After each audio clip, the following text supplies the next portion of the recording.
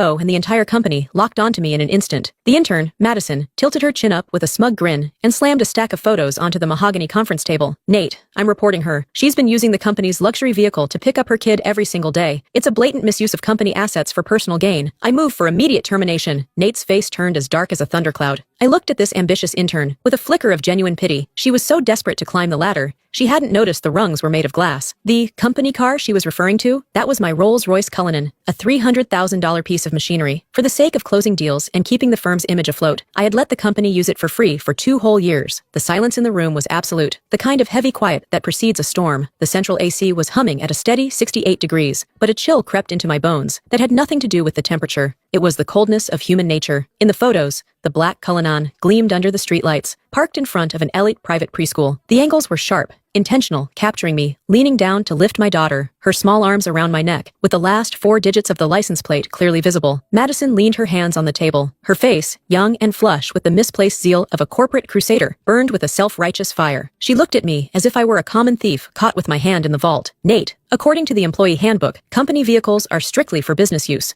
As a senior executive, Ms. Mercer shouldn't just be setting an example, she should be the standard. Instead, she's turned our most expensive client-facing asset into her personal nanny cam on wheels. School runs, grocery trips, weekend getaways, it's all here. Her voice was crisp, echoing off the glass walls. She clicked to the next slide, revealing a detailed Excel spreadsheet. I've done the math. Between the commute and the school runs, she's putting an extra 25 miles on the odometer daily. Between the fuel consumption of a V12 and the depreciation, we're looking at thousands in hidden costs every month. And that's not even counting the billable hours she's stealing from the company driver. She turned to the head of the table. Nathaniel Cross. Nate. Nate was my college classmate. He was the founder of this firm. In the early days, when he couldn't even cover payroll, I was the one who dipped into my savings to keep the lights on. Later, when we needed to project an image of success to land the big fish, my 5-year-old BMW didn't cut it. Without a second thought, I brought in the Cullinan I'd bought myself as a 35th birthday present, a car I'd owned for less than a month. I told him back then, take it, use it. We need the clients to see we're already in their league. That temporary favor had lasted 2 years. I paid for the gas. I paid the insurance premiums. I covered the maintenance. Sometimes when the driver was overwhelmed, I even drove to JFK myself to pick up VIPs. Everyone in this building knew that car was mine. Or at least they should have. But looking at Nate now, there was no defense in his eyes. His brow was furrowed, his fingers drumming rhythmically on the table, a nervous habit he had whenever he was weighing his own interests against someone else's. Diana, Nate finally spoke. His voice was low, coated in a professional coldness that felt like a slap. The evidence Madison provided, is it true? I stared at him, my heart skipping a beat. Is it true? 2 years ago, when he begged me for the car to save face, he said, Diana, I'm so sorry to ask this of you. As soon as we're in the black, I'll buy you a brand new one. 1 year ago, when the cash flow dried up, I used that car as collateral for a bridge loan so he could pay his staff. He told me then, Diana, this car is the company's lifeline. It's your badge of honor. And now, he was asking